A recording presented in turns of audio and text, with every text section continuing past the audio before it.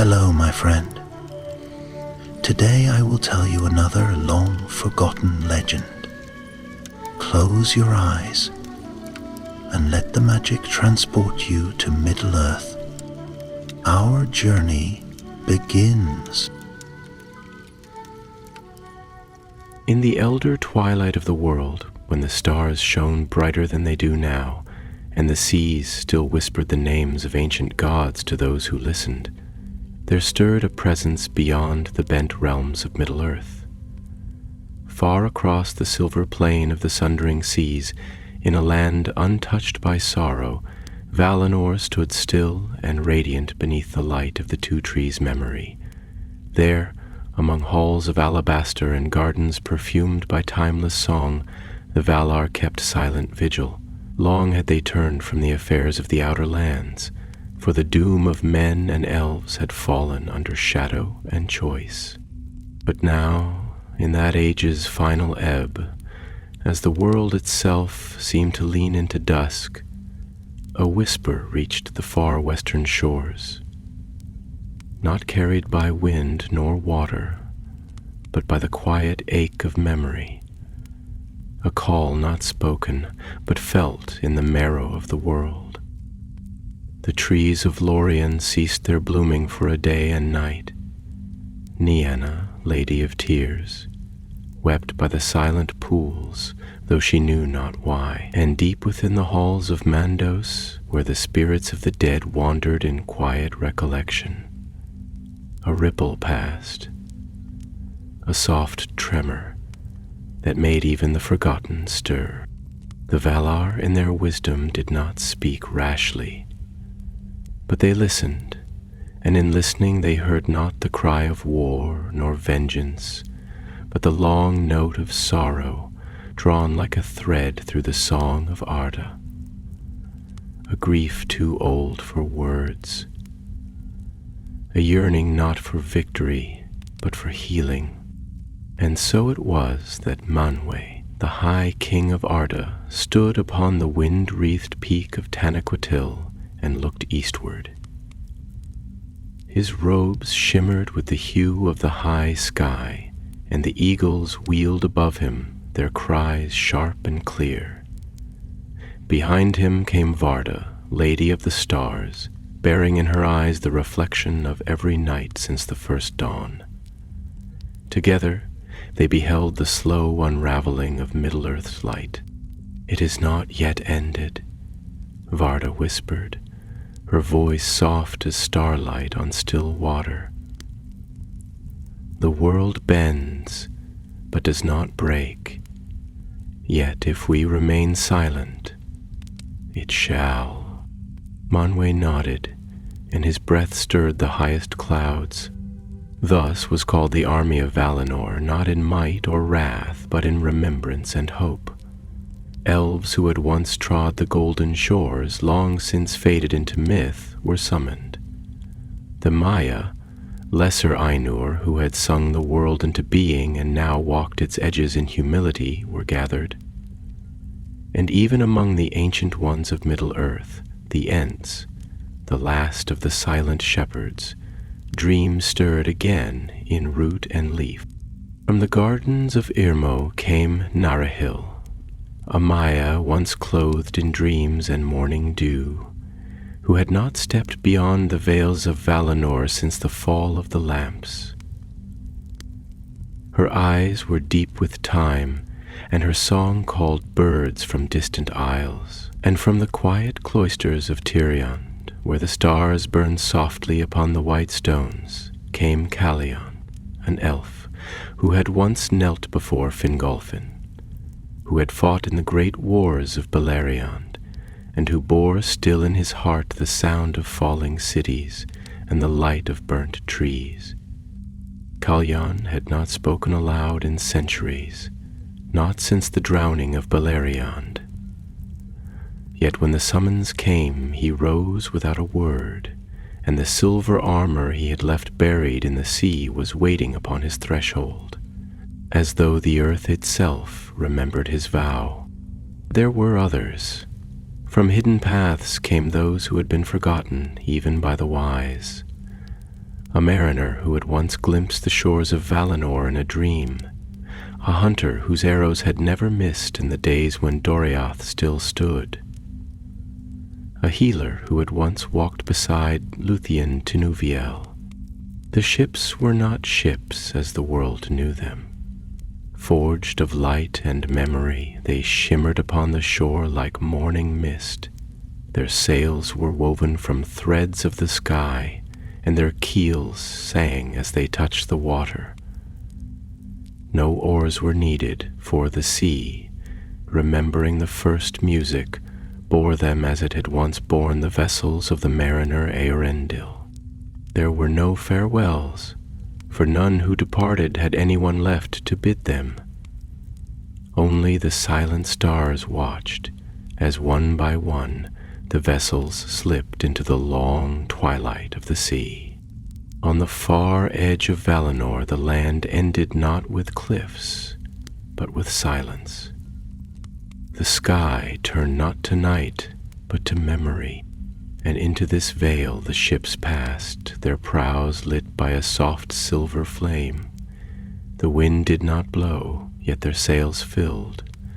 The stars did not move, yet they drifted beneath constellations no longer known in Middle-earth. Calian stood at the bow of his vessel, his hands resting on the rail carved with the runes of old Númenor. Narahil stood beside him, her hair loose and gleaming like woven moonlight. "You do not speak," she said, her voice distant, as though remembering something not quite her own. "I remember too much," he replied, and his voice cracked like ice thawing under spring. Narahil did not answer, but her hand rested lightly upon his, and together they watched the horizon, where memory gave way to shadow, and shadow curved toward a wounded land. And in the east, the land of Middle-earth stirred. The wind carried with it the scent of ash and snow. The towers of Barad-dûr stood again in secret, cloaked in dark clouds. The eye, though shattered, still smoldered beneath stone and flame, waiting. But far away upon the sea, a ship whispered across the waves, and with it came not thunder nor wrath, but a quiet breath of dawn. The army of Valinor was coming, not to conquer, but to remind the world of what it had forgotten. That even in shadow, light remembers. That even in ruin, songs endure. That even in the ending of ages, there is still beginning. The sea they crossed was not the sea known to mariners and map-makers. It was deeper, older, more profound, like the space between waking and dreaming, a place stitched into the very fabric of the world before the shaping of continents, before time took form and measured breath. The waters bore no tide, but moved in long, patient pulses. As if the world itself exhaled beneath them, they shone faintly, a silver hue not unlike the mist that graced Valinor's fields at dawn. Above them, stars not charted in the sky of Arda looked down, steadfast, unmoving, like the gaze of old spirits that had once sung the first song, and now waited to see if the world might yet remember its harmony. Calian stood at the edge of his vessel, the windless motion of their journey neither quick nor slow, but inevitable, as if the ship followed not a current, but a memory long inscribed into the waters themselves. His gaze was cast far ahead, toward a horizon that refused to form, where light and darkness braided like strands of unspoken truth. His armor, though unadorned by jewels or craft, gleamed softly with the luster of things once beloved, his pauldron etched with the sigil of the house of Fingolfin, and beneath it the faint outline of a tree lost to flame, a memory of Gondolin's fall traced in silver. Beside him stood Narahil, her presence less like a figure of flesh and more like an echo shaped by song and starlight. She wore no mail, but a robe woven from the threads of Lorien's forgotten dreams, each strand carrying the fragrance of untouched groves and waters that once mirrored the stars of a time before sorrow. "You still do not speak freely," she said at length, her voice like the hush that falls before a snowfall, the kind that softens not only sound but sorrow. Calian did not turn. His thoughts, like the waters beneath them, moved slowly, deliberately, bearing with them the weight of centuries. "It is not silence born of refusal," he said at last, and his voice was a hushed wind brushing against long-sealed halls. "It is a silence born of measure, of fear, perhaps, that the words I would speak are too brittle to bear the weight of what I have seen, or worse, that they might break something in me that has held, barely, since the world began its descent into shadow." Nerel regarded him with eyes that held no judgment, only the sorrow of one who had listened for far too long and heard far too little. "Then let your silence be not absence, but space, for the soul, like music, requires pauses if it is to be understood. But if you are to walk again the soil of Middle-earth, you must learn to let the silence sing with you, not against you." He turned then, slowly, and in his eyes shone not defiance, but weariness, not the weariness of the body, but of the soul, of one who has survived too many endings and trusted too few beginnings. "Do you ever wonder," he asked, his voice barely a whisper, "if the world itself remembers what it once was? If the trees wept when the lamps fell? If the hills remember the footfalls of Melian and Luthien? Or if the rivers, even now, carry the fragments of songs sung beneath stars that no longer shine?" Narahil's gaze drifted toward the sea, and her eyes shimmered with the memory of ages not recorded in any scroll or song. "I believe the world remembers everything," she said softly, "but memory is not mercy. The land holds its pain in roots and stone. It bleeds it into the sky at dusk, when the clouds redden not with sunset, but with the aching of old wounds. And perhaps that is why we return, not to change the ending, but to remind the world that it was once loved." Their ship passed into a region where the water glowed faintly with soft green light, as though it skimmed over the memories of drowned forests and sunken halls. Shapes moved beneath the surface, not fish nor whales, but images, drifting shadows of things that once were, a ruined tower leaning into the deep, an ancient tree whose branches still reached toward light that had long since faded. And Calian watched them as one might regard the fleeting fragments of a dream upon waking, half recognized, fully mourned. "There is a cruelty," he said after a time, in long memory. "To carry the sight of beauty long vanished is to drink from a cup that fills only with absence. Sometimes I wonder if the gift of men, death, is not, in its truth, a mercy. To forget in time all grief, to fall into silence and leave the world to its own song."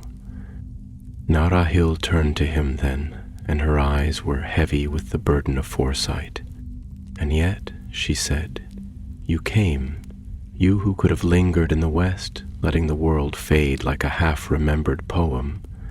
You chose to return, not for glory or vengeance, but for something you cannot name. That is not the choice of one who envies death. That is the choice of one who still believes the song might be sung again, differently perhaps, but still beautifully." Calian looked at her, and something in his expression softened, a tightness around the eyes, a rigid line at the mouth. "Perhaps," he said, "I believe because I have no other belief left. When all else has been lost, even hope becomes a kind of anchor, though it drags as much as it holds."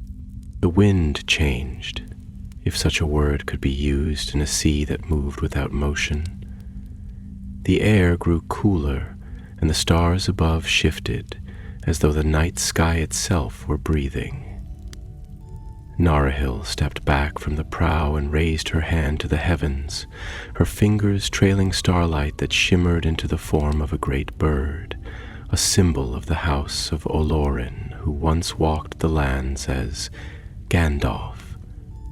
"Even the stars," she murmured, "remember him." They stood in silence then, letting the starlight settle around them like snow upon an unbroken field. Far in the distance, the mists began to thin. A dim outline, perhaps a mountain, began to take shape against the slowly forming horizon, Middle-earth still veiled, but nearer now. And as the ship moved forward, the sea began to hum, not with song, but with longing, as if the waters themselves remembered what was lost and hoped in some strange, sacred way that the return of light might yet come, not in fire and battle, but in memory, in mercy, in the soft tread of old feet upon long-forgotten shores. Calian lowered his gaze, the shadow of thought passing like a cloud across his face. "Then let it be mercy," he whispered, "and not ruin that follows us ashore." And the sea, ancient and wise, answered only with silence. The shore of Middle-earth appeared not as a sharp, sudden line upon the horizon, but rather as a slow unfurling of presence, as though the very land, hesitant and weary, was unsure whether to reveal itself to eyes it had not seen in an age. The mists that clung to the waters were dense with old songs, and as they parted, the scent of pine and frost and earth long buried met the travelers like a forgotten memory resurfacing with the weight of an old wound. The coastline was rugged, wild, and untouched, not by time, for time had certainly passed here, but by the will of kings or stewards. It was a land that had dreamt alone for too long. Their vassal, quiet and silver like the bones of moonlight, glided onto the gray pebbled shore with neither splash nor strain, as if the sea itself had set it gently down in reverence. The beach stretched like a sigh beneath cliffs draped in ivy and mist, and above them rose tall pines, whose boughs trembled with secrets. Each tree stood not just as a sentinel, but as a witness, watchers of tides, listeners of wind, keepers of silence that had thickened through centuries like layers of snowfall left undisturbed. Calian stepped down first, his boots crunching against the stones with a sound that broke the breathless stillness like a bell in a forgotten temple. He did not speak, nor did Narahil, as she followed behind him with the grace of one who does not disturb the world but simply returns to it. Around them, the air shifted, cool, solemn, tinged with the scent of wet bark and loam, and something older still, the breath of ages. For a long time they stood together, wordless, absorbing the stillness like ink into parchment. The wind moved gently, and the pines seemed to respond, not as if shaken by the breeze, but as if sighing at the touch of familiar souls. It was Narahil who first broke the silence, her voice slow and filled with the hesitation of someone stepping into a dream where the memory of pain lingers beneath every familiar curve of the path. "This place," she began, and her words unfurled like the mist parting for dawn, "was once touched by the footsteps of the Eldar. Long ago, before the stars bore names and the rivers had chosen their voices, and yet it feels as though the land itself has folded inward, like a wounded heart, cradling its silence against further hurt. Callian nodded slowly, his gaze sweeping across the trees, the cliffs, the thin veil of cloud that draped the sky like a mourning veil. "Yes," he said, his voice quiet but full, as though the land itself has been holding its breath, afraid to exhale for fear of what might follow. There is a deep reluctance here, a weariness of spirit not unlike my own, and I wonder if we are not trespassers even in our purpose. Nara Hill stepped forward, her fingers brushing lightly against the bark of a pine. Her touch was reverent, not as one touches an object, but as one places a hand upon the shoulder of a grieving friend. "Perhaps we are not here to awaken the land, Callian," she said. "Perhaps we are here to listen to it, to let it remember in its own time, and to lend it the presence of those who still carry memory without malice." Her words settled between them like snowflakes, delicate and true. Callian's breath caught slightly, and he turned toward her, not sharply, but as a man turns toward the echo of a song he had thought lost. "You speak as though the land itself is a soul," he said, and his voice held a tremor of wonder. "A thing not just alive, but conscious in sorrow." Narahil met his gaze. "Is that not what all things become in time? Trees remember the wind that shaped them. Stones remember the weight of battles once fought upon them. Even the rivers change their songs when blood has passed through their waters. The world is not merely shaped by us. It shapes us, remembers us, and when we fall silent, it sings for us." Callian looked away then, but not in dismissal, in reflection. His gaze returned to the trees, to the silver-green moss that grew like lace upon the roots, to the cliffs veiled in breath and memory. His voice, when it came again, was not a question, but a confession. "I fear I have forgotten how to sing," he said. "I have borne so much silence within me that I no longer know what my voice was meant to carry. For centuries I have remembered only loss, of cities and kin, of kings and causes. Even the light of Valinor could not warm what had been sealed in me." Narahil stepped close, the hem of her robe brushing lightly against the dew-dark stones. Her expression held no pity, only a deep, unwavering stillness, like the surface of a lake that reflects the sky not because it must, but because it chooses to. "Then perhaps this land," she said softly, "might sing for you, or teach you anew. For what is healing if not the slow, deliberate restoration of forgotten music within the soul?" They stood there together beneath the leaning pines, the sea behind them now merely a hush against the stones. Time stretched wide and slow around them like a river unbound by urgency. Overhead, the clouds parted slightly, and a beam of light, wan and diffused, touched the forest's edge, causing the moss to glisten faintly, like stars caught in morning tears. And Callian felt something stir within him.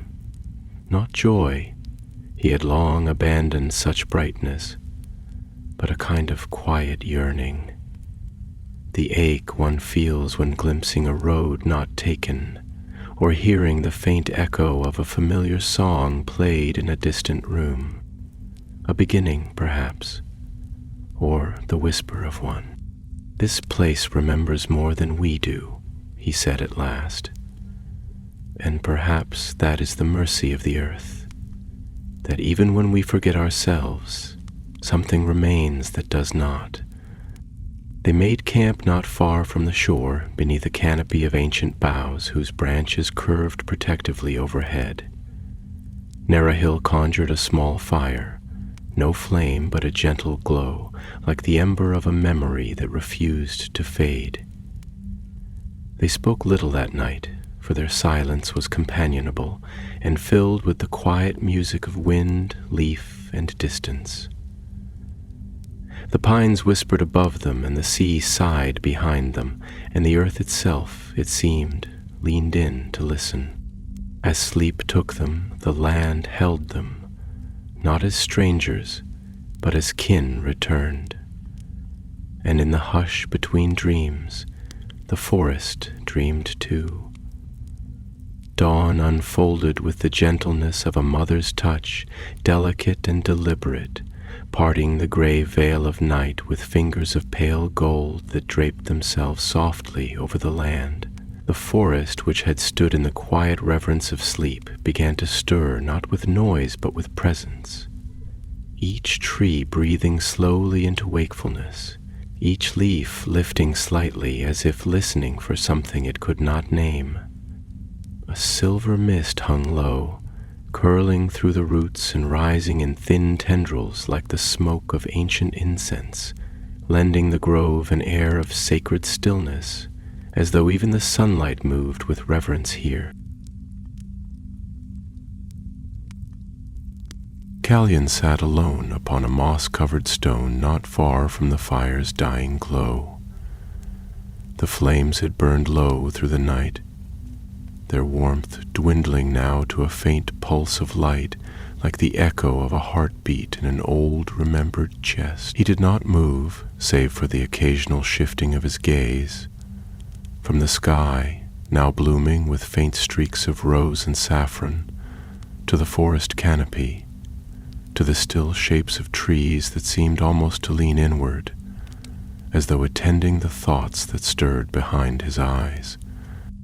His hands were clasped, fingers interlaced with a kind of unconscious tension, and his eyes bore the weight of inward distance. The look of one who sees not the world before him, but the landscapes of memory that move like tides beneath the surface of the mind. He was not merely resting, nor was he lost in idleness. He was navigating the long corridors of his past, feeling again the breath of battlefields and the weight of ash upon the wind, the laughter of those long gone and the silence that had followed them. His thoughts, like ancient oaks, had grown gnarled with time, full of knots and darkened rings, but still they stood. Nerahil approached, her footsteps soft, nearly indistinct, her presence preceding her like the scent of lavender before it is seen. She did not speak immediately, nor did she announce herself with word or sound. She simply knelt near him, her hands resting in her lap, her eyes fixed not on him but on the same expanse of forest sky that he had been watching. The silence between them was not hollow, it was full, weighted with meaning, and the mutual awareness of two souls who had known time not as a river, but as a labyrinth. At length she spoke, softly, slowly, like the first drops of rain falling into a still pool. "Do you ever feel," she said, her voice almost a murmur, "that we do not merely outlive the people we once loved, but the selves we once were? That in waking each morning we rise not as a continuation of yesterday, but as strangers to what we once understood?" Callion turned his head toward her slightly, his expression unreadable at first, though his eyes shimmered faintly in the morning light, eyes not unlike the deep places of the sea where darkness and clarity coexisted. "I feel that often," he replied, his voice low, touched with a hushed gravity. "I carry within me the shadows of so many selves I no longer recognize. I remember being young not only in years but in spirit, in belief, in passion. I remember believing that beauty was an armor, that the strength of our cause was proof enough of its righteousness, that if we bled for the right reasons, the earth would remember us with gentleness. He paused, his brow furrowing slightly, as if troubled by a thought too large for words. But the earth does not bleed for us in return. It absorbs us, yes, but it does not weep. It goes on, and we are left trying to make meaning of the silence it leaves behind. Narelle bowed her head slightly, her eyes half closed. The wind passed between them, curling through the trees like a question seeking an answer it feared to find. "I wonder," she said, "if the silence is not the earth's way of protecting itself. If perhaps it has listened to too much sorrow, too many dying songs, and has chosen instead to wrap itself in quiet, to cradle the roots and bones of what once was, not out of forgetfulness, but out of mercy. For if the trees remembered every scream, every name lost to the wind, would they not break beneath the weight of it?" There was a long pause after her words, so long that even the birds seemed to withhold their morning songs, as though giving space for the thoughts to settle like snow. Callion's hand moved to the edge of his cloak, fingers brushing the fabric as though seeking something that might steady him. "I have often envied the trees," he said at last.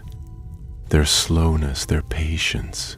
They do not forget, and yet they do not seem to grieve as we do. Or perhaps they grieve in a way we cannot understand, a way that spans centuries, not moments. A tree may lean away from a place where blood was spilled, or grow twisted when rooted in sorrow, but it does not speak of pain. It lives it, quietly, fully, without spectacle." He rose then, slowly, and turned to face the deeper forest beyond them. The path forward was narrow, overgrown, braided with vines and shadows. Mist still clung to the underbrush, and shafts of morning light cut through the canopy like blades of silver, illuminating motes of dust that danced like tiny spirits. The forest seemed alive not in the way of beasts or breath, but in the way a memory lives within a melody. It existed in layers, revealed only through resonance. "We must walk now," he said, his voice composed but full of something quiet and stirring beneath the surface. "Not because we know where we are going, but because the path still calls. And I believe, perhaps foolishly but sincerely, that to answer that call is itself an act of healing." Narahil stood as well, and together they began to move beneath the trees. Their footfalls were light, reverent, as though they were stepping not through foliage and soil, but through the pages of a living book written in leaf and stone, in root and light. Each step was a note in a song that had not been sung in a long time, a song that the land itself seemed to remember, though it did not yet dare to along. As they moved deeper into the forest, the light shifted, dimming in some places, brightening in others. They passed beneath arches of intertwining branches, through clearings where ancient stones sat half buried in moss, their surfaces etched with runes faded by time and ivy. They heard the distant call of birds not known to men, and the rustle of unseen things moving through the ferns. Not predators, but watchers, guardians of a place that had known too much intrusion, and still allowed, tentatively, these two to pass. And all the while the forest listened. The trees bent slightly overhead, forming a canopy that swayed with the rhythm of breath. The wind carried the scent of cedar, of fallen leaves, of something faintly floral and faintly sorrowful, like the last bloom of a tree that knows winter approaches. By the time the sun had risen fully above the canopy, the two travelers came upon a glade, wide and open, bathed in dappled gold. In its center stood a single tree, taller and older than any they had yet passed. Its trunk was pale, smooth like bone, and its leaves shimmered silver even in daylight. At its roots bloomed flowers with petals like folded wings, untouched by any known season. Gallion approached the tree with awe, not as one approaches a monument, but as one approaches a grave, aware of the sanctity of sorrow and the echo of something sacred long since fallen silent. This, he said quietly, was once a place of prayer. Narahil joined him, her expression soft, reverent. And now, she said, it is a place of memory. They stood there in silence for a time, not in mourning, but in deep listening, and the glade with its light and stillness seemed to wrap around them like a cloak, welcoming, remembering, forgiving. The glade unfolded like a dream half remembered but profoundly felt, a hollow in the woods where the very air held its breath, as though in reverence for something ancient and enduring that had once been sung here and perhaps still lingered in the spaces between leaf and wind. The grass underfoot was soft, a deep green tinged with silver, and bore the delicate impressions of footsteps long vanished, either those of elves or of time itself. The great tree that stood at its center seemed not planted, but born of the very soul of the land, as though a thought of the Valar had fallen here in sorrow and taken root in silence. Its trunk, smooth and curved like ivory shaped by a craftsman's grief, rose tall and unbroken, its branches stretching outward with the slow grace of a creature that had never needed to hurry. And upon its boughs grew leaves like fragments of moonlight, long, slender, and pale as the breath of stars.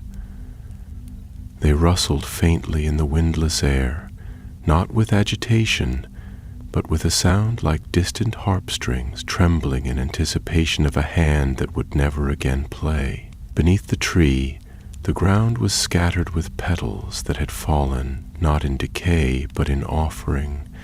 They seemed to glow faintly, as though recalling the light of an age when music had once poured from the hearts of those who had gathered here to remember the light of the two trees and speak the names of the lost, as though they were prayers. Gallion stood just within the tree's shadow, his eyes uplifted but unfocused, as though gazing beyond bark and bough and into some vast interior horizon only he could see. His thoughts, though unspoken, were alive within him, moving like echoes within a vaulted hall, growing larger and more complex with each reverberation. His breath was slow, but it carried with it the weight of remembrance, each exhale a chapter written in silence. He felt himself not just as one standing in a place, but as one recognized by it, as if the earth beneath him acknowledged his footsteps as something familiar and not altogether unwelcome. Narahil remained just behind him, her figure partially veiled by the dancing shadow of a branch. Her presence was light, not for lack of substance, but because she carried herself with the grace of someone who had learned not to press against the world, but to move within it gently, like wind through reeds or thought through memory. Her voice, when it came, did not break the silence. It deepened it. "There are places," she said slowly, as though choosing each word with the care of a healer stitching a wound, "where memory is not stored in stone or scroll, but in the very breath of the land. Places where the ground itself bears witness, not by marking events, but by feeling them. This tree, I think it remembers the sorrow of those who prayed beneath it, and the longing of those who never returned, and perhaps, like us, it continues to wait. Callian did not respond immediately. His eyes remained fixed upon the tree, and his expression was not one of awe, but of intimacy, of someone reacquainted with something they had lost the language for. When he did speak, it was not as one answering another, but as one responding to a thought long dormant within his own soul. Waiting, he murmured, "Yes, but not passively. There is something in this place that listens, not just hears, but truly listens, as if it hopes, even still, that what was broken might be named again and in naming made whole. I feel as though if I spoke the names of my fallen kin aloud, they would not echo here. They would settle, like seeds in soil, and something would grow from them." He stepped forward then, not out of decision, but as if drawn, and knelt beneath the tree. The earth was cool beneath his knees, and he lowered his head not out of ritual, but out of instinct. There was no altar, no stone, no inscription, but there was presence, and that was enough. His hands rested on his thighs, palms open, and he drew breath as though inhaling not merely air, but memory, time, forgiveness. "I do not know," he said softly, his voice trembling with a rawness that belied its gentleness, "if I am worthy to remember them. So many I could not save. So many I failed, not by choice, but by not being enough.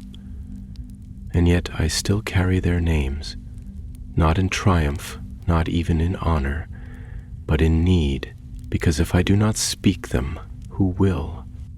Neera Hill came beside him, kneeling as he did, though her hands pressed into the moss-covered earth, fingers splayed, as though she meant to read the story held there, to draw it forth, not with voice, but with touch. "You do not carry them alone," she said, and though her tone was calm, her eyes shimmered with the kind of sorrow that comes not from tragedy, but from the slow erosion of hope over endless years. "The memory of those we have lost is a thread that weaves through every act of grace we offer, every moment of beauty we do not let the darkness take. Their names are not chains, Callian, they are songs. And though the world has fallen out of harmony, we are not forbidden to hum its melody." He looked at her then, and there was something in his eyes that cracked, just slightly, but enough for light to enter. "Do you truly believe," he asked, "that memory can become song again?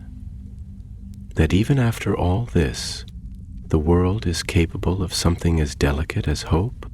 She did not answer immediately. Instead, she rose to her feet and placed her palm against the tree's pale trunk. A breath passed through her, and she closed her eyes. "Yes," she said, her voice soft but shaped with certainty. "Because hope is not a promise, it is a choice. It is the act of looking into the face of what has been lost and saying, 'You are not gone from me, not truly. So long as I walk, so long as I breathe, I will remember you into being.'" A wind stirred then, not strong but unmistakable, and it moved through the glade like a sigh, like a whisper of old songs still waiting to be sung.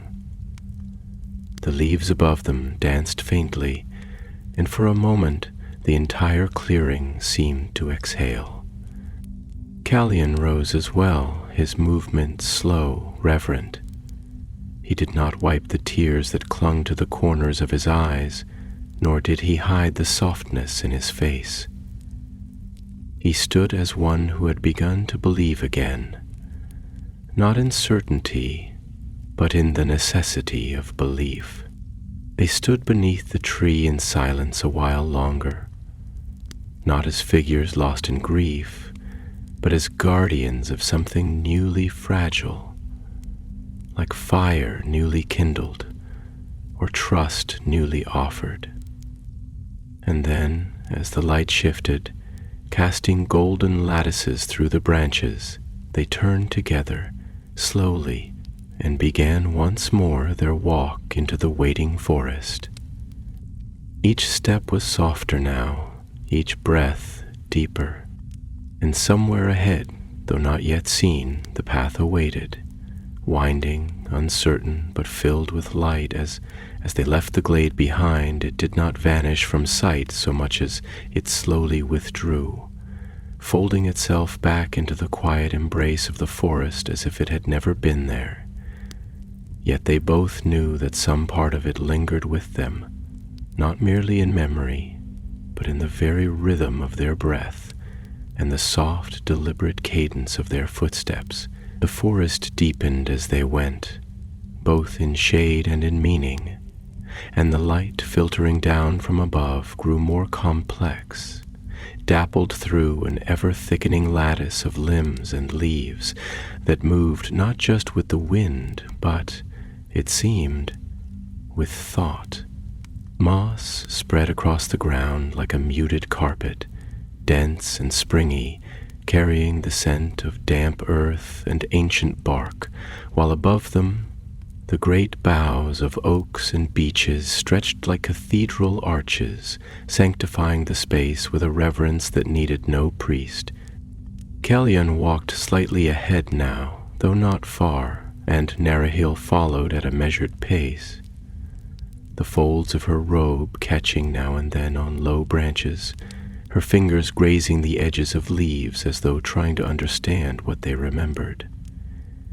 The air was thick with quiet, an almost sentient quiet, not merely an absence of sound, but a presence, filled with the expectancy of things left unsaid. The forest had not yet spoken to them in words, but it had made its awareness known, and every step they took felt like it was being marked not by trail or terrain, but by time itself shifting to accommodate their return.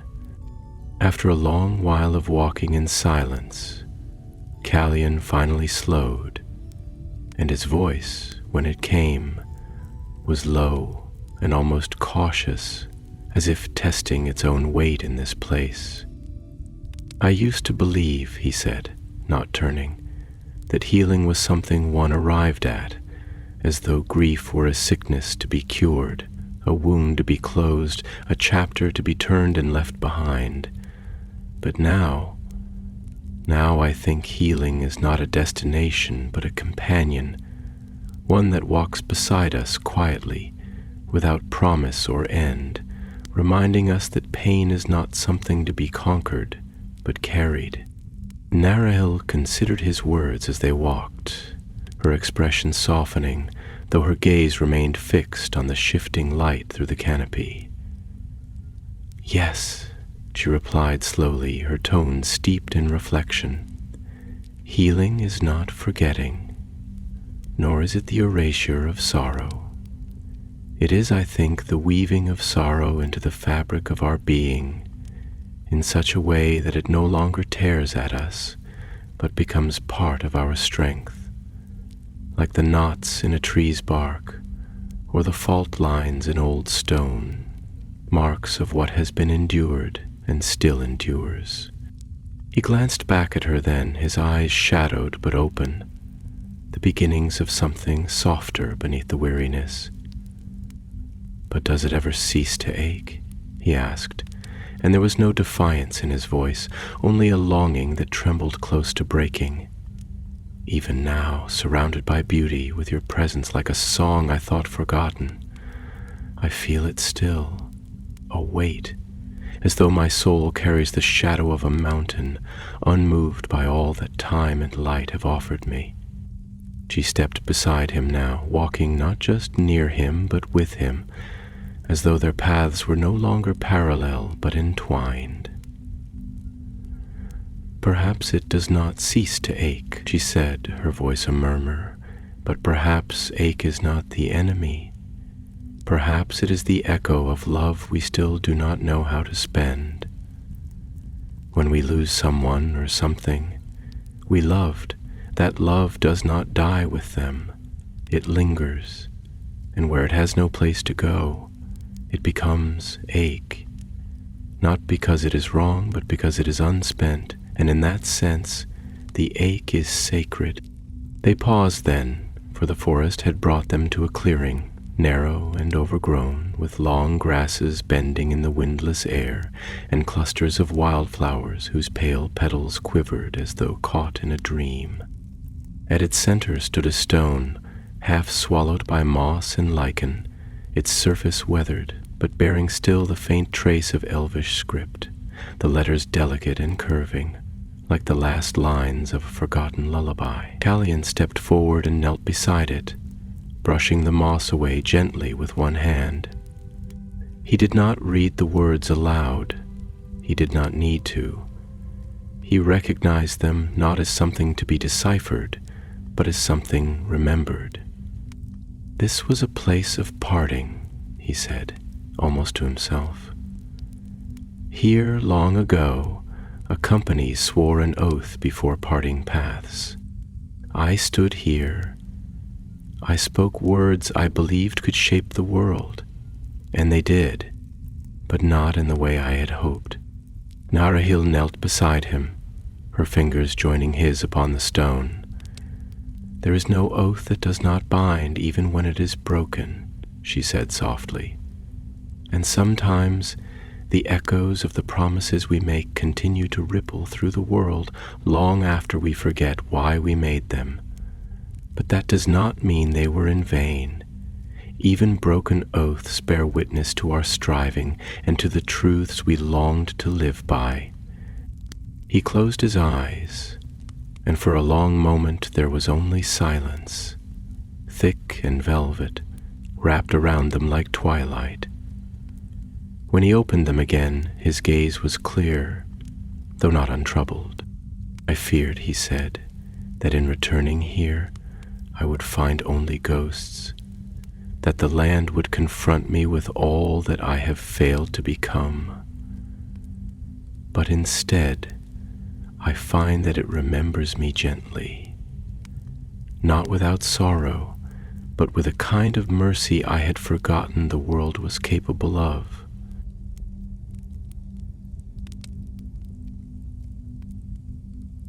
Narahil smiled faintly and placed her palm against the stone. The world may not always forgive, Callian, but it rarely forgets, and sometimes it waits. They rose together and continued on, moving through the clearing and back into the forest's embrace. The trees here grew taller still, their trunks wide and furrowed with the age of centuries. Sunlight filtered through their crowns in soft beams, illuminating patches of forest floor like quiet revelations. The undergrowth grew thicker, but it did not resist their passage. Rather, it parted before them like curtains drawn aside by unseen hands. Somewhere above, a bird sang, a single note, clear and unhurried, then fell silent, as if the forest had whispered back. And so they walked, not toward any certainty, but with purpose, not driven by answers, but by the understanding that questions, when carried with care, become lanterns in the dark.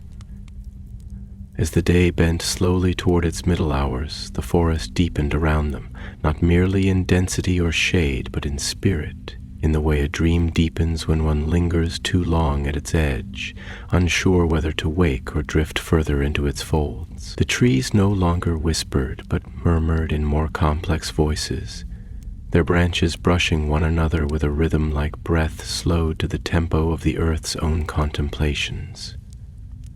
Shafts of light pierced the canopy here and there, but they came angled and shifting, filtered through a mosaic of leaves in 1,000 shades of green and gold, so that the world seemed not lit, but veiled in the softened glow of memory. Even the wind had changed. taking on the cadence of a song too ancient to recall, yet too familiar to forget, humming gently in the spaces between roots and stone. Gallion paused beneath a particularly broad beech tree whose roots curled like sleeping limbs over an outcrop of stone. His hand reached out, fingers grazing the bark, and for a moment he simply stood there, eyes closed, as though trying to hear through his skin what words the tree might remember. His breath slowed, and in that quiet a strange stillness settled over him. Not the stillness of peace, but of anticipation, the kind that comes when one begins to suspect that they are not alone in their thoughts, that the landscape itself is listening with ears older than time. Narahil remained a short distance behind, her steps deliberate, and her gaze lingering not just on him, but on the interplay of light and silence that seemed to draw itself more tightly around them with each passing hour. When she finally spoke, her voice emerged as if from beneath layers of reflection, low and honey-smooth, as though her words were not simply uttered, but poured. "Have you ever wondered," she said, "whether the world shaped us to forget? Whether forgetfulness, though we often mourn it, is a gift woven into the bones of our being, not as betrayal, but as mercy? For if we remembered everything, every wound, every error, every soft glance and sharp word, would we not be undone by the sheer weight of it all?" Callion's eyes opened slowly, but he did not yet turn. Instead, his voice came out quiet, a thread in the tapestry she had begun to weave. "I have wondered," he said, "and often. There are nights when I wake with the weight of names pressing against my chest, names I once knew, whose faces I could trace like constellations, friends, brothers. And the grief comes not only because they are gone, but because I know that the contours of their voices have begun to blur in my mind, that the scent of their laughter has faded, and the stories we once shared have grown brittle in my keeping." He turned now, slowly, his gaze meeting hers with an openness that was rare in him, unguarded not by accident, but by choice. "And yet," he continued, "I cannot help but feel that forgetting, even when unintentional, is a kind of betrayal, not because I wish to carry sorrow like a badge, but because I fear that if I let it go, if I allow myself to forget, I am somehow diminishing their place in the world. As if the price of love is an eternal remembering, however much it costs." Narahil walked toward him then, and they stood together beneath the beech tree, the space around them folding like a hush drawn close. She lifted a hand to the bark and laid her palm gently against it, mirroring his earlier gesture.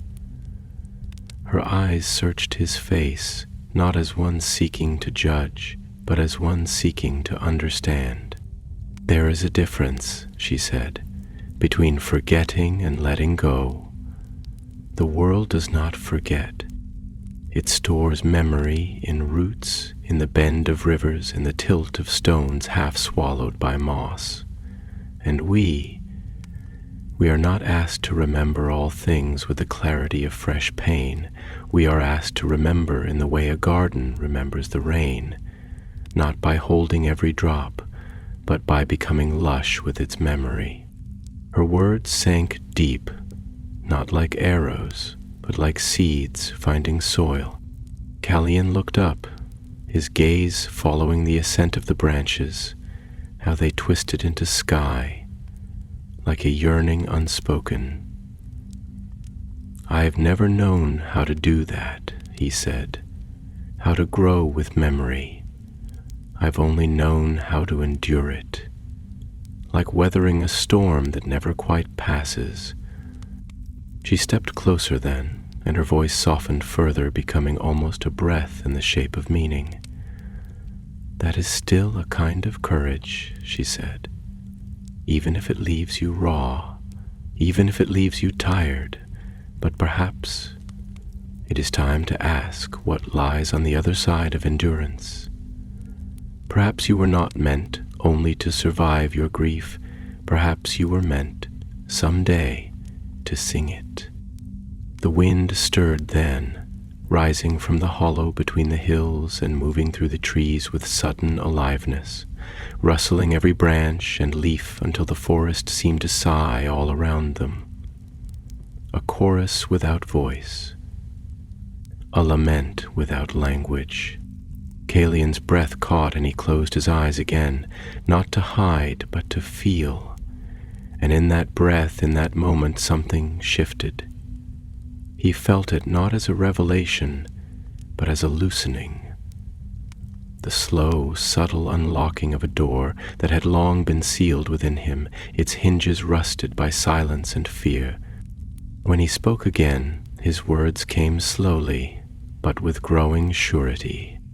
"I want to remember rightly," he said, "not with bitterness, not with guilt, but with the kind of sorrow that makes room for joy beside it.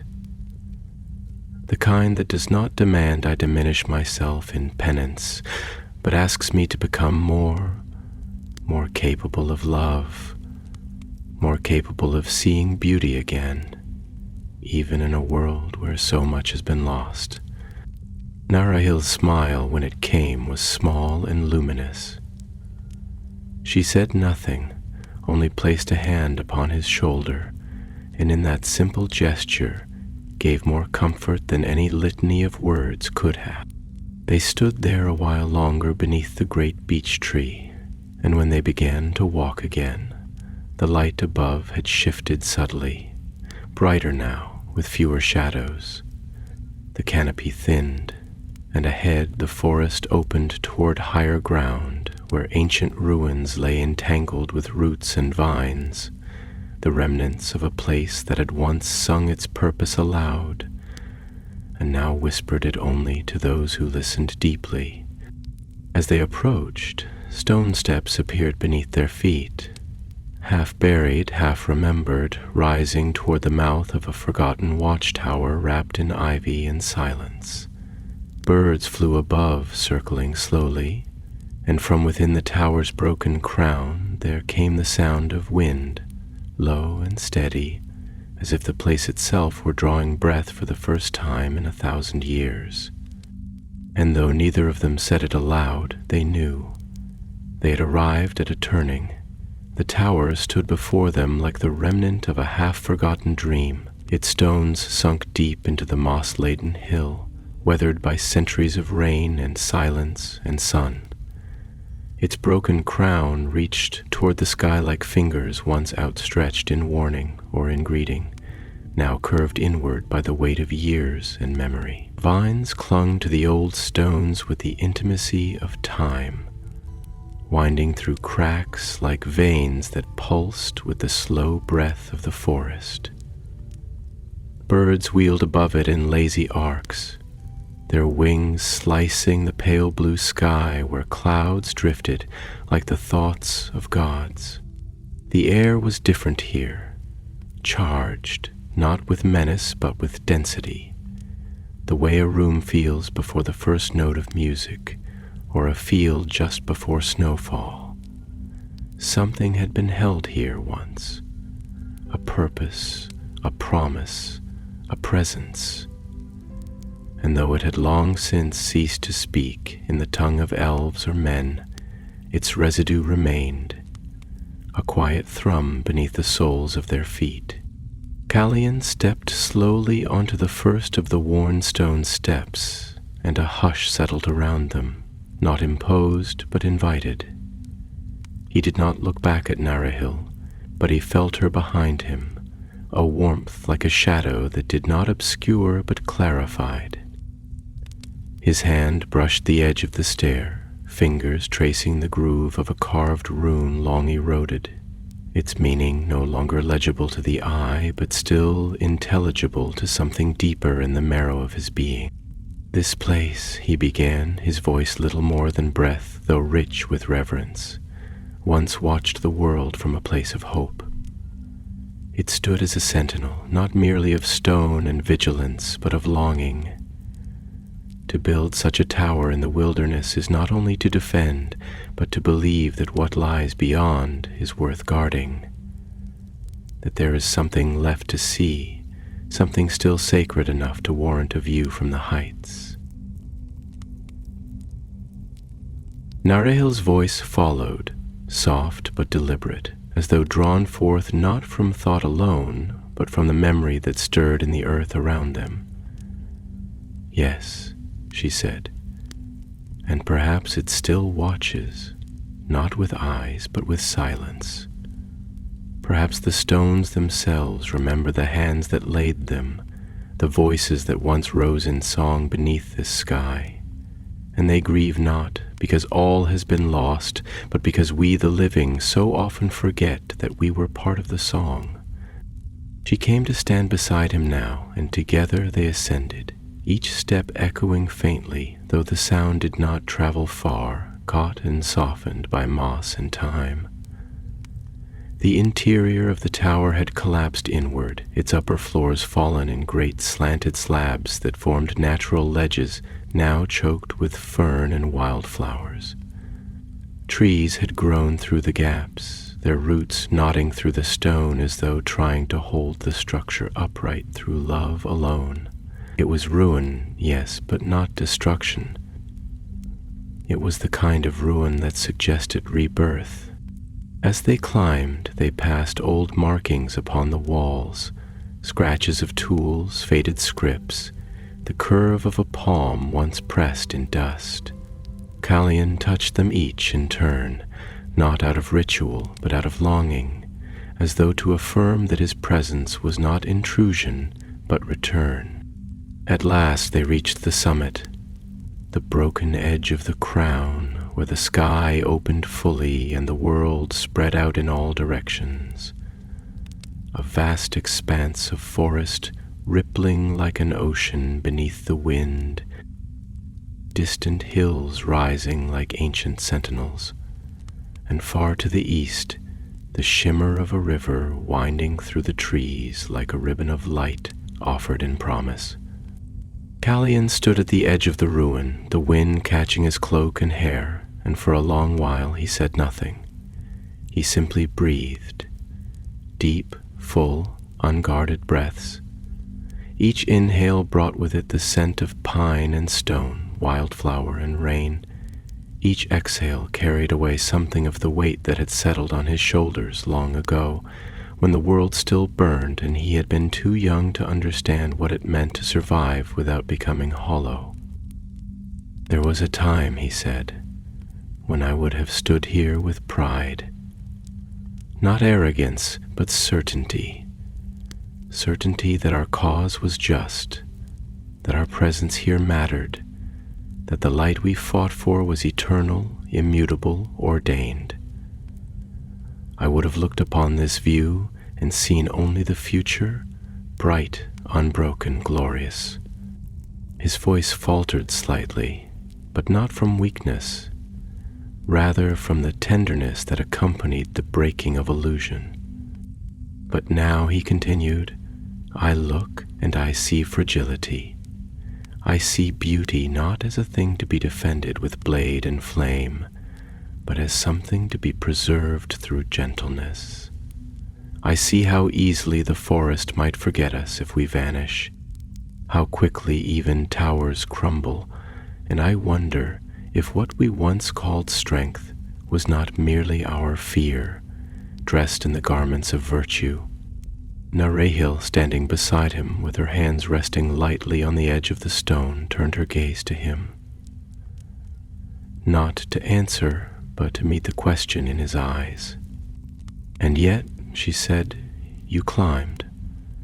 Despite your doubts, despite the sorrow, despite the ache of memory and the weight of all that was lost, you stood again where you once believed. That is not weakness, Kallion. That is the quiet shape of resilience. To return not with fire, but with reflection. He turned to her, and the wind tousled her hair like a hand from the unseen world. Do you think, he asked, that we were ever meant to win in the way we imagined? That the great wars, the victories sung by poets, the broken thrones and shattered blades, do you think they were ever truly the goal? Or were they distractions from something deeper, something quieter, something more difficult? She took a long breath, her eyes never leaving his. Perhaps the wars were the language of our youth, necessary perhaps, but incomplete, and now we must learn a new language, a language of presence, of listening, of restoration, a language not of conquest but of stewardship. For if the world is to be healed, it will not be through might, but through remembrance and tenderness. He looked out again, and his gaze moved slowly across the land, as though reading it like a letter written by an old friend long thought lost. And are we, he asked, still part of that story? Or have we become echoes, wandering in lands no longer ours to claim? Narahil stepped close then, and gently placed her hand over his heart, her touch light, but grounding. We are the ink that memory writes with, she said, and the silence between its lines. We do not own the future, Kallion, but we are not barred from shaping it either. Not with dominion, but with devotion. The wind picked up, scattering petals from a nearby bloom across the stone floor like a sudden snowfall. And in that quiet moment, as the petals swirled and the tower breathed again, Kallion felt something ease within him, an old grief unclenching, not departing but softening, becoming less a wound and more a part of him. They remained there as the sun climbed higher, letting its light gild the stone and the leaves, and far below the forest stretched out in full voice, no longer a place of exile but of return. They lingered in the tower's broken crown long after the sun had reached its zenith, wrapped in a silence that was neither oppressive nor empty, but full, saturated with the kind of unspoken communion that does not seek to solve but to accompany, to stand beside the wound without demanding it close. The wind that passed around them carried no urgency. It moved gently through the shattered stones and rustling leaves, like a patient whisper, a lullaby half sung to a child who may or may not awaken. From the high vantage, the land sprawled outward in a vast, verdant hymn, layers upon layers of tree canopy, rolling glades, and distant blue ridges that rose like the gentle swell of a forgotten lull in song. It was a land not untouched by pain, but one that had learned to carry it with grace, and to fold it into its rhythms like a line of poetry wrapped around a deeper meaning. Kallion leaned against the worn stone of the tower's edge, his gaze far, but his thoughts anchored within. The years weighed differently now, not with the dense, ceaseless pull of sorrow, but with the gravity of meaning, the awareness that what was heavy could also be hallowed. His fingers traced absent patterns into the rough surface, not in idleness, but as though his skin sought to remember the sensation of being in contact with something older than himself, something that had withstood wind and ruin and still stood beneath the sky. There was a time, he said slowly, breaking the long silence, not with a jolt but like a stream loosening beneath winter's grip, when I believed that only those who stood upon thrones or carried blades of power shaped the fate of the world, that the great shifts of time bent themselves to the will of kings, warriors and makers of war, But the longer I walk these paths, the more I begin to understand that the world is truly carried by those who stay, by the ones who endure not in grandeur, but in generality, but in gentleness, the ones who mend what is broken, even when the mending is invisible, the ones who remember names others have forgotten, the ones who keep lighting candles, even when the dark insists it is unending. Nerahil stood beside him, her posture soft yet poised, as though listening not only to his words but to the spaces between them. Her eyes followed the curve of the hills where the light shifted like breath across the earth. She did not interrupt, nor did she answer immediately. When she finally spoke, her voice was deep with thought, wrapped in the cadence of someone who has carried their reflections long and carefully. "I think," she said, "we were taught to believe that to matter was to be seen, that only those who were remembered by history, sung by minstrels, or carved into stone had lived lives of consequence. But the land remembers differently. The forest does not recall kings. It remembers the footfalls of the wanderer, the child who knelt beside a stream and spoke to it as a friend, the one who planted a seed with no promise of fruit. The stars do not burn brighter for warriors. They shine just as they always have, for those who pause to look up, for those who draw meaning from their stillness. And perhaps, if we have any greatness at all, it is not in what we claim, but in what we tend." Her hand brushed the edge of a crumbled window frame, and her gaze dropped to the green below, where a grove of birch trees swayed with an almost musical rhythm. "To tend something," she said, "to guard its becoming with care and patience, is the most sacred form of love." Callian turned to her then, and his face bore the complexity of a man who had known too many farewells, etched not in grief alone, but in tenderness, and the kind of love that comes from absence, from remembering what has been and choosing still to cherish it rather than despair of it. "I once stood at the gates of war and believed I was defending the light," he said, his voice a slow unfolding. "But I wonder now if the light I sought to defend was not a thing outside myself, not a banner or a jewel or a tower of wisdom. Perhaps it was a quieter thing, a promise whispered to the soul that even in ruin something can still be beautiful, that even after fire the ground will bloom again, if only someone is willing to wait for the green to return." Nerahil stepped closer, her expression softening with something like sorrow and hope mingled. She looked into his eyes, not as one measuring a man's strength, but as one witnessing the sacred labor of becoming. "And are you willing?" she asked, not as challenge, but as invitation. He did not answer with words.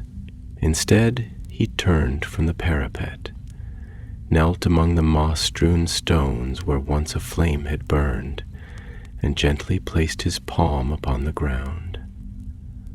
For a long moment, nothing stirred. Then, as if answering his stillness, a small leaf pushed up through the moss, not summoned by magic, but simply awakened by care. Nerahil knelt beside him, her fingers resting in the soil near his. The two of them sat in quiet reverence as the wind moved again through the crown of the tower, not as ghost, but as breath. And for the first time in many years, the ruin no longer felt abandoned. It felt inhabited. Inhabited not by voices past, but by a presence renewed, They did not speak again for some time. Words, once a refuge, had become a garment too heavy, and now silence rich with meaning was all they required. Below them the forest stretched like a great green prayer, its limbs open to the sky.